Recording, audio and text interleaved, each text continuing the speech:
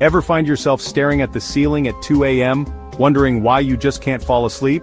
You're tossing and turning, the minutes are ticking by, and you're starting to feel that familiar sense of dread. Trust me, you're not alone. Millions of people struggle with sleep, and it's something I get asked about all the time. In this video, we're going to dive deep into the real reasons why you might be struggling to get a good night's sleep. We're not just talking about the common culprits, we're going to really break it down so you understand what's happening in your body. And more importantly, I'm going to give you actionable tips on how to fix those sleep problems and finally start waking up feeling refreshed and energized. Subscribe and hit the bell icon if you want more health and lifestyle tips. Let's talk about one of the biggest sleep killers out there, screens. And I'm not just talking about your phone before bed, although that's a big one. We're talking laptops, tablets, even that TV you like to fall asleep in front of. They all emit something called blue light, and it's a major sleep saboteur. You see, blue light actually tricks your brain into thinking it's still daytime. It suppresses the production of melatonin, which is like your body's natural sleep hormone. Melatonin is what tells your body it's time to wind down and get ready for sleep. No melatonin, no sleep. It's as simple as that. So what can you do about it? First and foremost, we need to create some distance between you and your devices. I recommend aiming for at least 1 hour of screen-free time before bed. I know an hour seems like a long time these days, but trust me, your brain will thank you. Now I understand that sometimes you just have to use your devices at night. Maybe you're working late or catching up with friends overseas. In those cases, take advantage of night mode or blue light filters. Most phones and laptops have these features built in now, and they can help reduce the amount of blue light emitted from your screen. And if you're looking for a screen-free activity before bed, try picking up a book. Reading is a great way to relax and unwind before sleep, and it won't interfere with your melatonin production. Plus, there's nothing quite like getting lost in a good book. Ever laid in bed at night, your mind racing with thoughts about everything and nothing?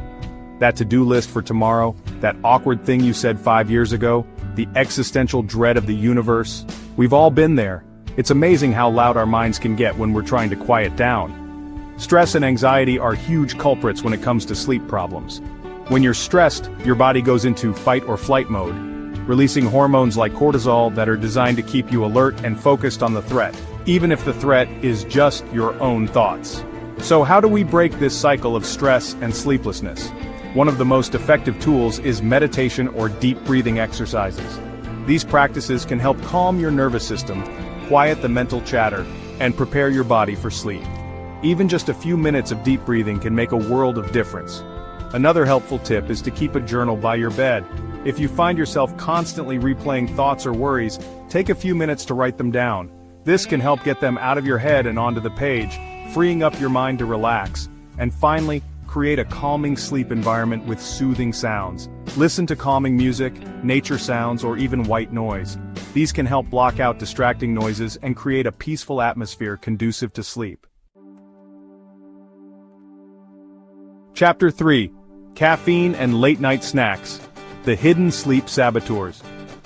Alright, let's talk about two things we all love but can really mess with our sleep: caffeine and late-night snacks. We all know that caffeine keeps us alert and focused. That's why we love our morning coffee. But here's the thing, caffeine stays in your system a lot longer than you might think. That afternoon coffee you had at 4 p.m., it could still be keeping you awake at midnight. Caffeine can stay in your system for 6 to 8 hours, so it's crucial to cut yourself off early in the day. My recommendation? Avoid caffeine after 2 p.m. This gives your body ample time to metabolize the caffeine before it's time to hit the hay. Now, let's talk about those late-night cravings. While a midnight snack might seem tempting, eating a heavy meal or spicy foods close to bedtime can spell disaster for your sleep. Digestion requires energy and raises your body temperature, making it harder to fall asleep and stay asleep. Instead of a heavy meal, aim for a light dinner a few hours before bed. If you're feeling peckish later on, opt for a small, sleep-promoting snack like a handful of almonds or a banana. And instead of that evening coffee, try a soothing cup of herbal tea. Chamomile, lavender, and valerian root teas are all known for their calming properties and can help promote relaxation. Chapter 4.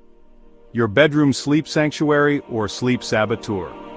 You might be surprised to learn that your bedroom environment could be secretly sabotaging your sleep.